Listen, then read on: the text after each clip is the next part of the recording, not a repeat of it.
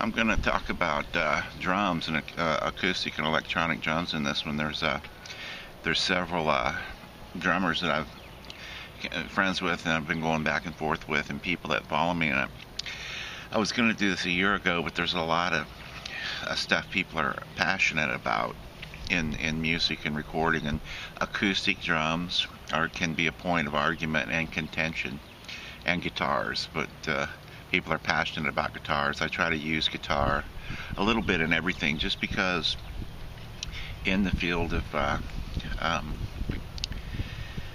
uh, I'm just waking up, the psychology of music and so on. People like they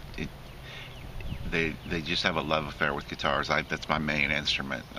But anyway, acoustic drums, and I'll guarantee you, no matter who the band is, you're hearing mostly, for the most part in this era, uh, triggered or sampled drums. And let that sink in. And I said in one of these, in the basics of recording, you need to know about three things. And I'll try not to make this one too long. Uh, but you need to know about three things, basic things: recording audio, digital audio nowadays, and working with that in a sequencing program, MIDI, and samples or loops, or it's all of the above. You know, you need to know those three, and how to work with them in detail. I feel like I got the hair up my nose. I hate that feeling, but it's kind of a point of contention. And people, I have a nephew who I'm going to get into it deep here and how to do it and so on, and this, and that, and the other. Um, but I have a nephew who sort of follows me sort of on Facebook and my YouTube stuff. He's just starting to get into music, and he wrote me a letter the other day and said, "Oh man, your drums always sound so great. You know, do you go to a studio and record those?" And actually, drums were my first instrument and my first love, and it took me a good number of years, but I can still wail the drums, and without a sense of rhythm, uh, music just doesn't work. That's what gives me a real edge. Everything has to have some kind of rhythmic or arrhythmic quality. But anyway, he said, "Do you go somewhere and record your drums?" And part of the whole thing of this is recording and producing music is understanding sort of how these things were produced. And if he would have thought that through, he would have realized, well, no, Uncle Eric is an old guy who's not well, who doesn't have any money, who lives alone, you know, in an RV. How is he doing all this? He could have deduced a lot about the production by just realizing, no, acoustic drums are notoriously expensive. They're used, but they're not used purely.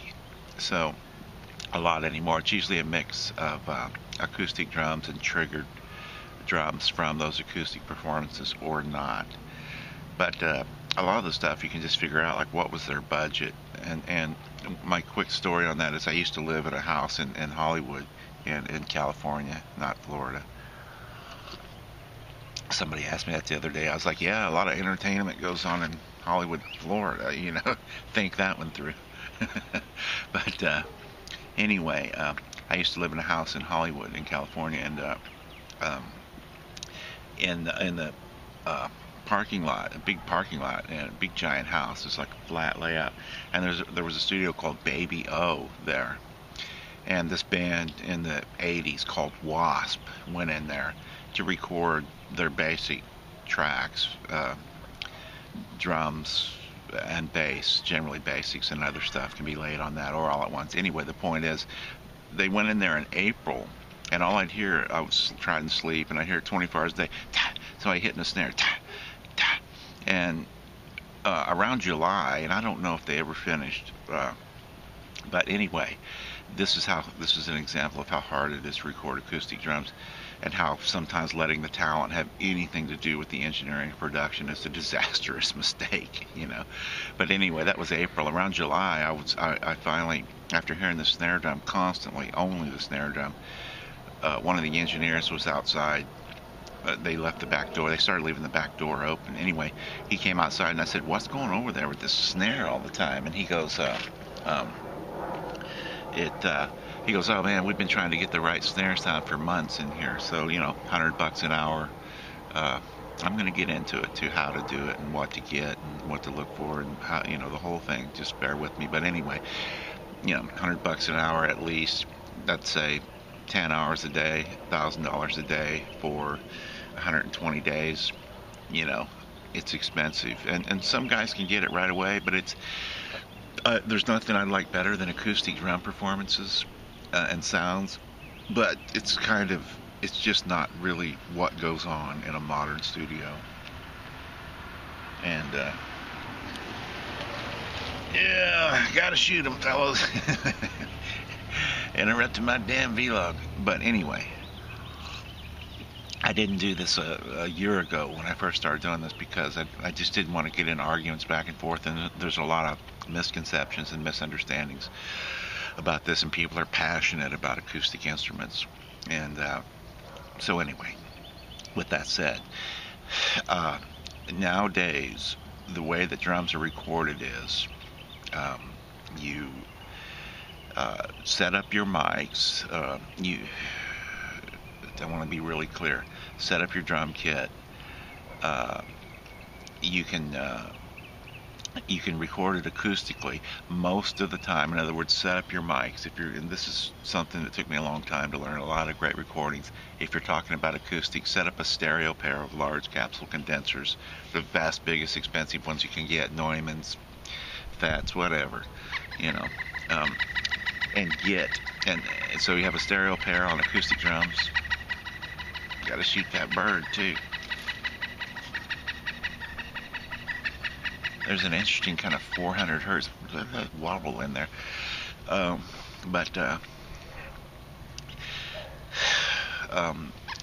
stereo pair overhead for drums, a kick drum mic, and a snare drum mic. And when you're mixing your acoustic drums, use the stereo pair to get a nice balanced, cymbal and tom-tom. You mock me, bird.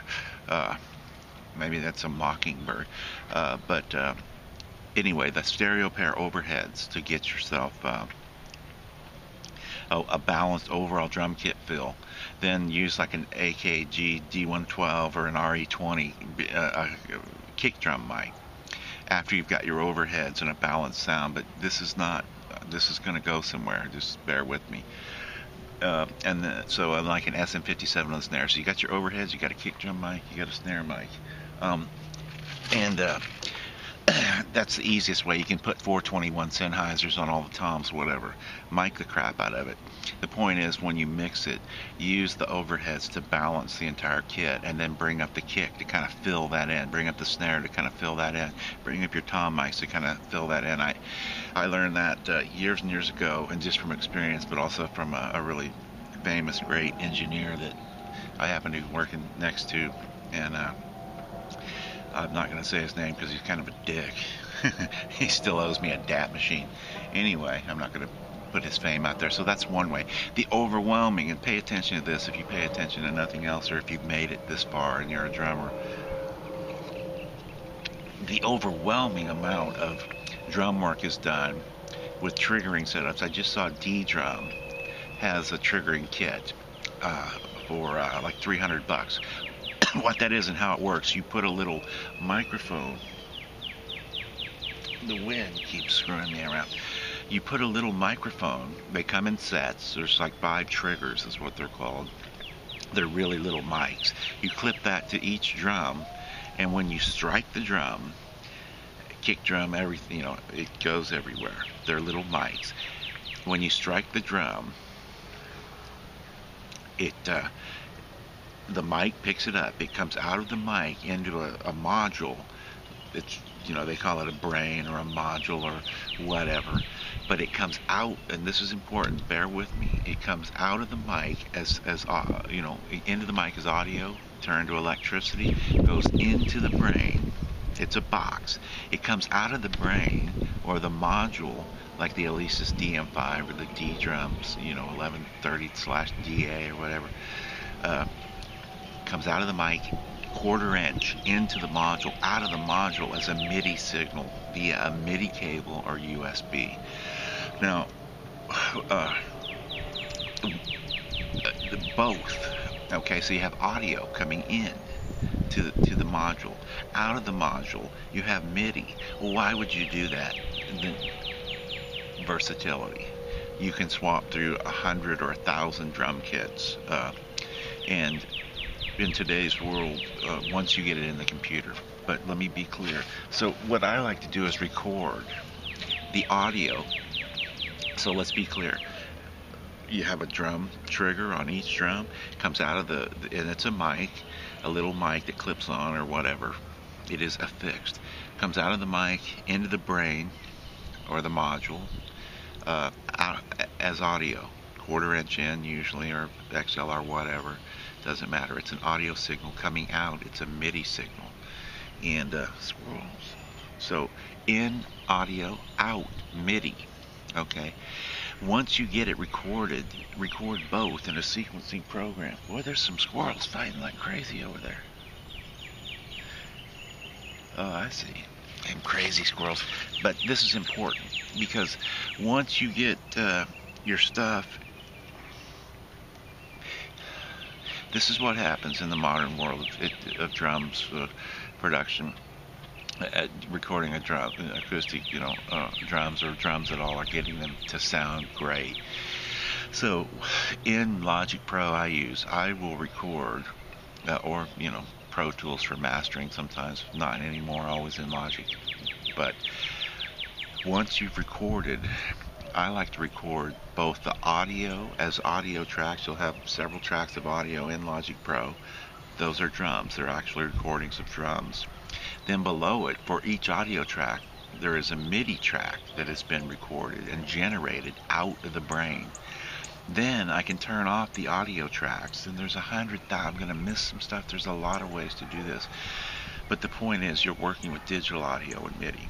So once it gets in there, let's say I recorded an acoustic kick drum, and I'm going to get more fancy in a second, but let's just say an acoustic kick drum. It's on one track in your sequencer. Okay, I can now, below it, I have a matching MIDI track. I can mute the audio track and have a matching MIDI track below, and swap through on that MIDI track voices of hundreds of different kick drums till one really works for me. Same with the snare mic, or better said, same with the snare trigger. So you see what I mean? You can switch through all kinds of sounds. This is the way it's done. Most of the time. There are acoustic recordings and don't. Usually it's a mix of the two for me, although lately it's been all MIDI, and it's 6 of one, half a dozen of the other. Because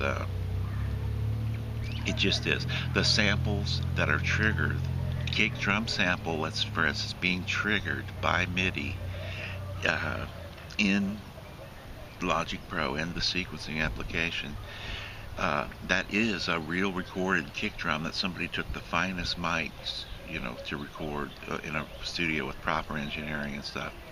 And I could flip through 100 of those and find the one that works. Same with the snare, same with the toms. And they used to be phony baloney sounding, the samples and electronic drums, not anymore.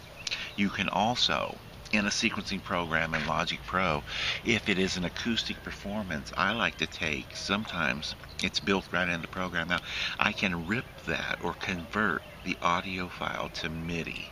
Alright, don't even have to go through the brain or anything. I can just record, take my audio performances and convert them to MIDI directly in the application. It's wicked.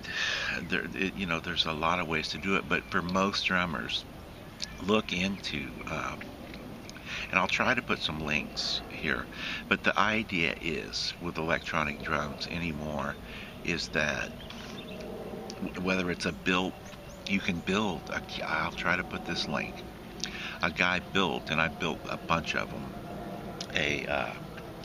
an electronic drum kit out of Radio Shack. It was like a $20 kit that's amazing, out of Radio Shack piezo or piezo, pronounced either way, pickups, like $1 each. So basically what I'm saying is, I built a drum kit one time by taking, that would be your trigger, the piezo or piezo.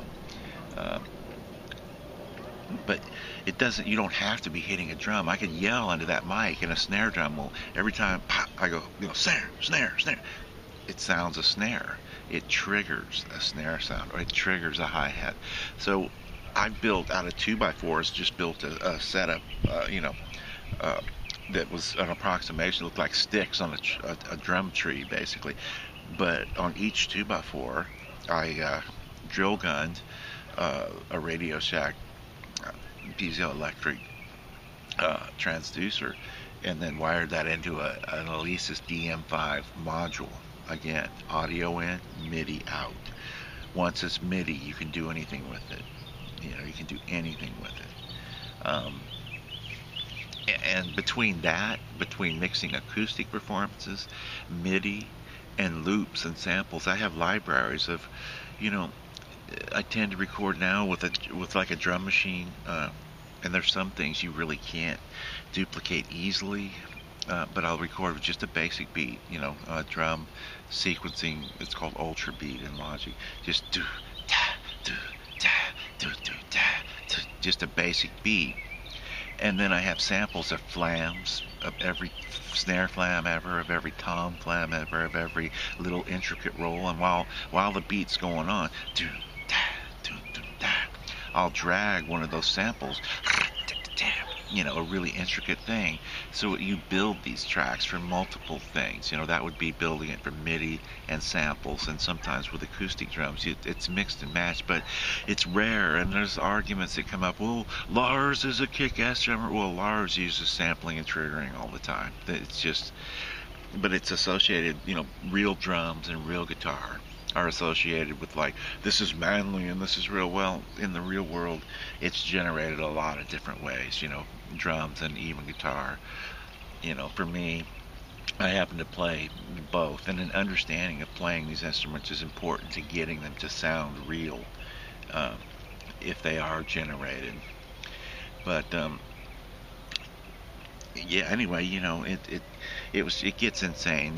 Blackie Lawless and his band fooling around with a snare drum for several months and keeping me awake. And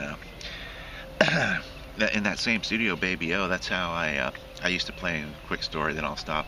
I used to play guitar.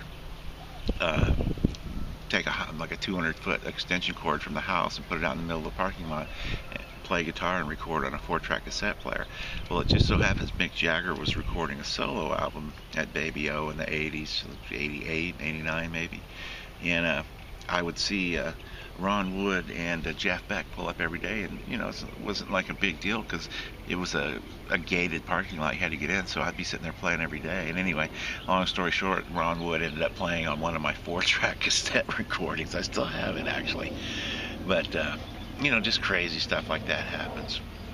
But anyway, yeah, there's a lot of stuff here, and I've missed a lot of stuff. But the point is that if I were going to record drums, I would get a trigger set, like the D drum trigger set with the module, just the triggers and the modules. Affix those to my drums, record them into a laptop via MIDI, and then use the sounds in that are in the sample libraries and the drum kits that already sound great, because getting great drum sounds it's time consuming and it's expensive. So if you think that, oh, this is a great drum performance that I'm hearing and it's live acoustic drums, probably not in this era. And it's stuff that people will argue about until I'm sick of arguing about it. But and it just from a lack of modern techniques in production. Anyway, I would get a trigger kit with a module, drum triggers, microphones with a module they go in audio, they come out MIDI. D-Drum makes one, Yamaha, tons of companies make them. And really, electronic drums are getting so spiffy and accurate that for getting anything done quick, I would definitely use them. Even 5, 6, 7, 8 years ago, I stopped by Guitar Center and I had electronic kit, a Heart Dynamics kit, a nice one. But I stopped by Guitar Center and played a even nicer kit, and the feel and the detail was amazing. So in other words, recording acoustic drums is a drag. It's beautiful, and if you have the money, it's great, and people are passionate about it. But it's a real drag, and you're probably not going to get great acoustic sounds from a home, style recording. Thinking about shooting them, depending on how he makes that turn. So anyway, I mean, look, it's the most complicated thing to get a great sound of, and you're probably not going to get it just with throwing some mics up and not working in a sequencing program. You're just not going to get it. It's just not going to work for you, and you're going to have years of frustration and annoyance. So when frustration and annoyance reach a head, when those two emotions reach a head, frustration and annoyance, you get anger. So anyway, that's all I can say. It's so hard to record acoustic drums. I will get a nice electronic kit, or trigger your acoustic drums that you already own. So those are your options, because it's highly unlikely that somebody without a whole lot of experience is going to get a great drum sound. So electronic drums and a nicer kit, and they're not the crap that they used to be. You can even build a fantastic kit. I'll try to find that link. This guy I built several, like I said, and that guy did a fantastic job with it. But anyway, I hope that helps, because it's a subject that causes a lot of arguments, and it's, I mean, even my nephew didn't sort of think it through, like, do I go and pay for a studio and record these huge drums? No. And drums are all about environments too, if your drums aren't happening in rock music, start over, stop, proceed. Anyway, hope this helped. I wanted to do one on drums. Should have done it a year ago. Most people aren't going to make it all the way through this. That's okay. Some people will. If you can pick up stuff in here that took me years of hard-won information, hard-fought and hard-won information about this. So there you go. I think that it's going to cover it. I've missed a lot of stuff, and do some research. A lot of this stuff is about just going through the work. I have people all the time ask me the stupidest questions. I mean, not even the stupidest questions, just, dude, Google it. Do some research. Don't lay it on me to sort of, and I'm not even talking about drums or drummers here. I'm just talking about general internet stuff I get. Like, how do you do this? I'm like, dude, I help a lot of people, but I often wonder, why didn't they Google that if they're really sincerely interested? Anyway, bitching about it at the end. Get an electronic kit, record it as MIDI, or I couldn't stress that enough. Or if you're going to use acoustic drums, get a trigger kit that's already there, record that as MIDI, and then work with it in a sequencing program. And you can make some nice recordings, like Notepad, so you won't forget an idea, recordings on standalone recorders or cassette recorders, but you're never going to make a fully produced product on a cassette or a standalone. I've tried it, for years. They are excellent for so you don't forget things, and sometimes doing a nice job. But anyway, I hope some of this stuff is helpful. I tried to pack a lot in here, and I know it gets droning and confusing, so this is partially. Yeah, he waved. I'll hold off on shooting them. Poltergeist ending. People, this vlog is clear.